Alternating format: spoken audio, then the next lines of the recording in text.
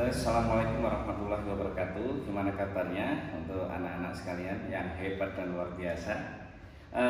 Untuk melanjutkan materi yang kemarin, Pak Gus hari ini akan menyampaikan tentang materi pemandu gerak. Yang sebelumnya Pak Gus pernah mengirimkan share tentang video pembelajaran terkait dengan gerak parabola. Ya, ada 2 video kemarin yang bisa kamu pelajari terlebih dahulu. Nah, hari ini Pak Agus akan mencoba menjelaskan satu persatu secara detail bagaimana pemaparan rumusannya. Oke, yang pertama memadu gerak. Apa ini pengertian dari memadu gerak? Memadu gerak adalah sebuah benda apabila melakukan gerakan, kemudian dipengaruhi oleh secara serentak oleh 2 gerakan yang arahnya berlawanan. Nah, ini saya contohkan. Yang pertama, pada gerak memadu gerak ini nanti, ya, yang pertama adalah perpaduan antara GLP dan GLBB. Berarti pada gerakan itu dipengaruhi oleh 2 gerakan yang masing-masing gerakan itu adalah gerak lurus beraturan dan gerak lurus beraturan. Kalau saya contohkan, misalkan kita naik perahu, kemudian perahunya itu menyeberangi sungai, ya. Ini saya gambarkan di sini. Misalkan posisi perahu itu posisinya awalnya dari A, inginnya menuju ke B, ya, inginnya menuju ke B. Karena ini ada pengaruh arus sungai. Nah, posisi A yang pengennya ke B tadi nyampainya di C, ya. Berarti di sini ada perubahan kecepatan V resultan di sini. Ingat vektor, ya. Kemarin sudah pernah belajar vektor. Nah, nanti berarti ini ada pengaruh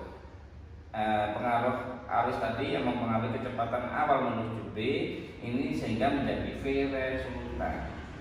Berapakah besarnya V resultan? Besarnya V resultan berarti ya ini tergantung sudutnya. Ini kalau 90 berarti kita tinggal masukkan ke dalam grafik, ya, grafik sumbu X sumbu Y. Ini misalkan sumbu X sumbu Y begitu. Nah, ini misalkan sudut yang dibentuk adalah theta misalkan, 90, ya.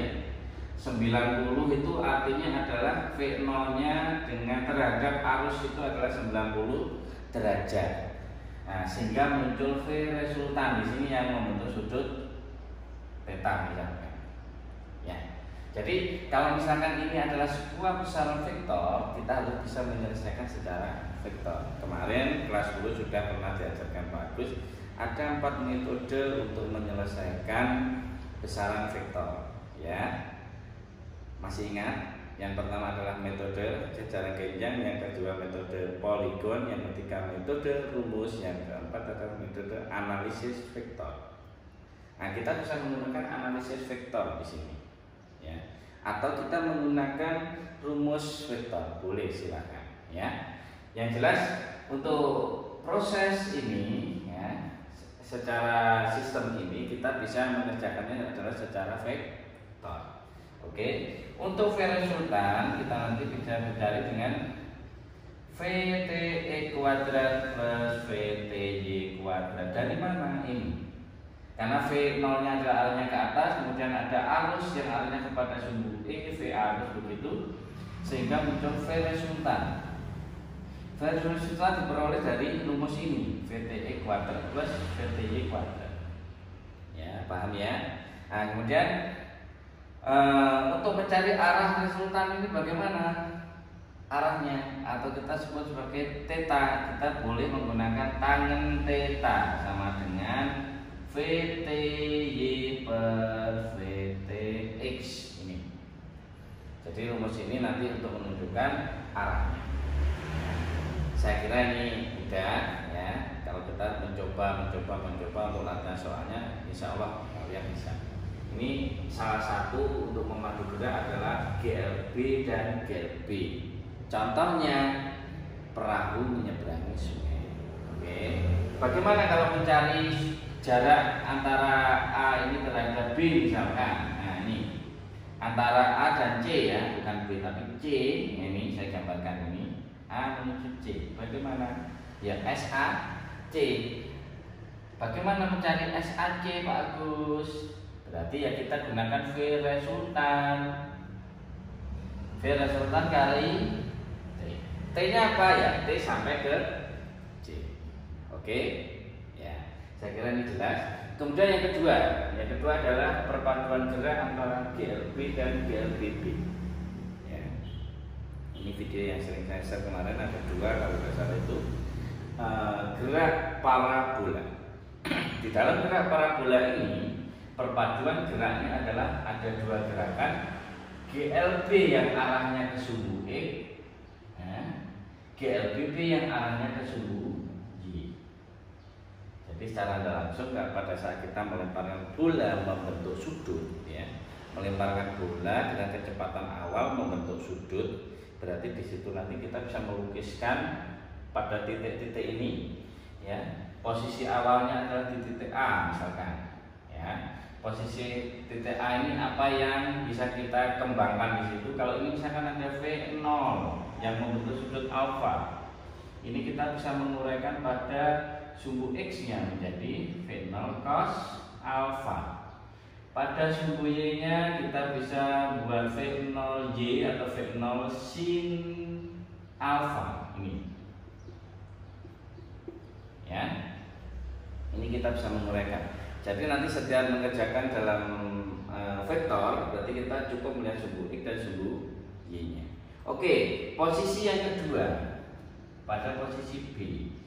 Apabila benda ini dilempar ke atas membentuk sudut tadi dalam T tertentu, dia akan mencapai titik B.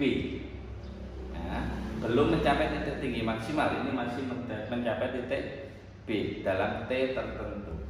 Pada saat di titik B ini juga berlaku. Di sini akan muncul VTX, ini akan muncul VTY. Berapakah VT-nya? VT-nya bisa kamu cari secara vektor. Oke, saya kembangkan pada titik B. Ini pada titik B ini berlaku VTX V0 cos alpha. Kenapa kok sama? Karena ini GLB. Ingat pada sumbu E, ya, adalah gerakannya GLB, berarti kecepatannya adalah konstan. Ya, kecepatannya adalah konstan. Nih. Kemudian pada VTY kita nanti akan menuliskan rumus V0 sin alfa min G kali T. Ini adalah gerakan GLBB arah vertikal ke atas. Ingat, kalau vertikalnya gerakannya ke atas, kemarin dikurangi atau ditambah? Ya, betul, dikurangi. Karena dia dikurangi oleh gravitasi buminya. Oke, ya. Jadi VT-nya kita punya rumus V0 sin alfa min G kali T. Oke. Kalau untuk mencari VT bagaimana Pak Agus VT-nya? VT-nya cukup dengan rumus ini. VT kuadrat plus VT kuadrat diakarkan. Ya, kenapa? Karena sudutnya 90. Ini sudutnya 90. Cos 90 0, ya. Lanjut, untuk mencari sudut ini alfa bagaimana? Kita bisa menggunakan persamaan VTY dibagi VTX nanti untuk menentukan arah dari sudut itu. Arah resultan itu artinya adalah sudut yang dibentuk oleh resultan vektor terhadap sumbu X positif. Ingat-ingat ya. Arah resultan adalah sudut yang dibentuk oleh resultan vektor terhadap sumbu X positif. Nah, saya contohkan ini. Ini nanti kalau seandainya kita ingin mencari alfa bagaimana? Alfa ini adalah fungsi tan negatif 1. Berarti ya nilainya ini VTX, VTY dibagi VTX kuadrat semua. Jadi kita nanti bisa mencari fungsi tangan pangkat negatif 1 atau arkes tangan nilainya ini. Ya, udah kan? Udah ya? Nah, ya. Matematika ini nanti belajar lagi. Fungsi trigonometri. Kemudian yang C berarti posisi C di sini. Pada saat posisi C bola itu dilempar. Nah, sekarang pertanyaannya Pak Agus, pada posisi C itu titik tertinggi kecepatannya berapa? Bukan 0, berapa? Berapa kecepatannya? Apakah ada kecepatannya? Ada. Kita cek. pada posisi titik J, ya ini ya, kecepatan pada sumbu Y atau VTY ini sama dengan 0. Bola ya kalau dilempar dengan sudut tertentu pada titik tertingginya dia sudah tidak naik lagi ke atas, berarti pada titik VTY nya sama dengan 0 ya, pada titik Y nya 0. Kemudian pada sumbu X nya apakah sama-sama? Ini pada sumbu X nya sama. Berapa besarnya? Ya V0 cos alfa. Berarti kesimpulannya pada titik tertinggi ini memiliki kecepatan yang besarnya adalah V0 cos alfa. Ya, bisa dipahami ya. Nah, kemudian di titik tertinggi ini otomatis kita nanti bisa mengetahui H maksimalnya. Ingat, dalam persamaan gerak ya seperti yang kemarin kinematika gerak benda vertikal ke atas itu kecepatan naik itu sama dengan kecepatan apa? Kecepatannya naik, waktu yang diperlukan naik sama dengan waktu yang diperlukan turun. Itu konsep ya. Jadi T naik sama dengan T turun. T naik itu sama dengan T turun. Ini sama ya. Ini penting ya. Untuk T naik sama dengan T turun. Nah, sekarang saya kembalikan lagi di sini. Untuk mencari waktu yang diperlukan mencapai titik tertinggi ini apa yang digunakan rumus? Ya kita gunakan rumus ini. Nah ini. Cuma di sini VTY kamu masukkan 0. Ya. Ini kamu masukkan 0, nanti akan ketemu rumus ini. Ya. VTY 0 berarti ketemu TY maksimal V0 sin alfa per G. Terus berapa besarnya H maksimal Pak Agus? Kamu gunakan mencari rumus ketinggian maksimal H sama dengan V0Y kali T min setengah GT kuadrat. Ya, itu nanti akan diperoleh rumus seperti ini pada saat T-nya dimasukkan.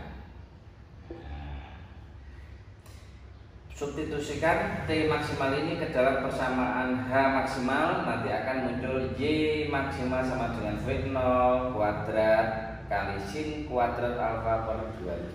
Ya, coba sambil dibuka bukunya. Kemudian posisi yang terakhir adalah posisi di D. Untuk mencapai jarak terjauh, saya misalkan di sini adalah D, ya. Waktu yang diperlukan A sampai D ini sama dengan T naik ditambah T turun, ya. Berarti ini kan 2 kali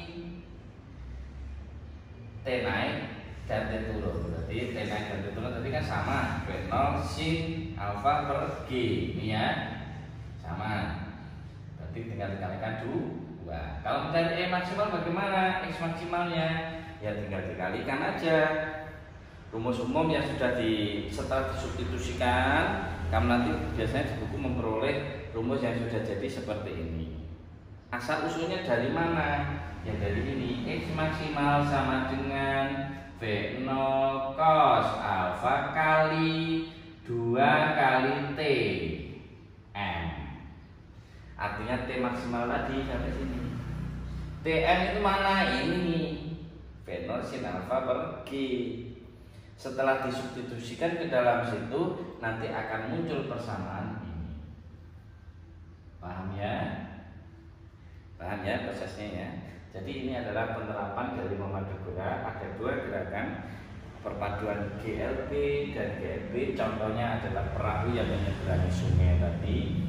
Jadi kalau kesananya adalah GLB, yang ke atasnya juga GLB. Ya. Kemudian yang kedua adalah perpaduan gerak antara GLB dan GLBB. Saya contohkan adalah melempar bola membentuk sudut, akhirnya lintasannya berupa bola. Oke. Nah, nanti muncul GLB pada sumbu E, GLBB pada sumbu Y. Paham ya? Nah, sekarang yang perlu kamu ingat dalam konsep gerak parabola, yang jelas nanti T naik sama dengan T turun. Ini konsep ini. Ya. Kemudian yang kedua adalah kecepatan awal itu sama dengan kecepatan akhir. Di sini juga ada V0. Kalau ini saya anggap VD, ini ya VA gitu aja. Ada kecepatan naik VA, ada kecepatan turun VD. Ini besarnya sama. Ya, sudah ya. Saya kira ini bisa dipahami. Nanti silahkan dicoba soalnya. Ya, sebentar lagi UTS. Semoga dalam ujiannya nanti diberi kelancaran dan mendapat nilai yang maksimal. Terima kasih. Assalamualaikum warahmatullahi wabarakatuh.